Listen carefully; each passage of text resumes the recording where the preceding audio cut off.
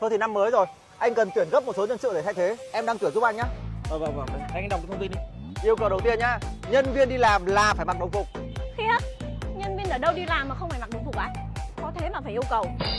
Anh đang cần thay thế gấp 2 nhân sự, một nam và một nữ. Một nam, một nữ. Nữ dưới mét 6, nam chưa cần đến mét 7. Anh tiêu chuẩn thấp đấy. Bây giờ doanh nghiệp nào người ta tuyển như vậy nữa. Bây giờ ấy, đạo đức chưa cần biết nhưng mà ngoại hình nó phải sáng đấy. Thế mới làm được việc chứ. Rồi, về nhân sự nữ này, đi làm chăm chỉ, bán được hàng, không phải cứ xinh đẹp rồi nghĩ mình là nhà sáng tạo nội dung. Khiếp, đứa nào còn mang cái tư duy sinh là một mảnh ghép của doanh nghiệp đấy ạ? Đúng là nông cạn. Đấy, tiêu chuẩn chỉ có thế thôi. Em tìm đi thay thế gấp giúp anh nhá, luôn. Vâng. Ê này, thế tháng nó không bảo là tuyển nhân sự ấy, chị tưởng đấy tả mày ấy. Thế đọc mấy cái thông tin tuyển nữ này em ấy tưởng tả chị.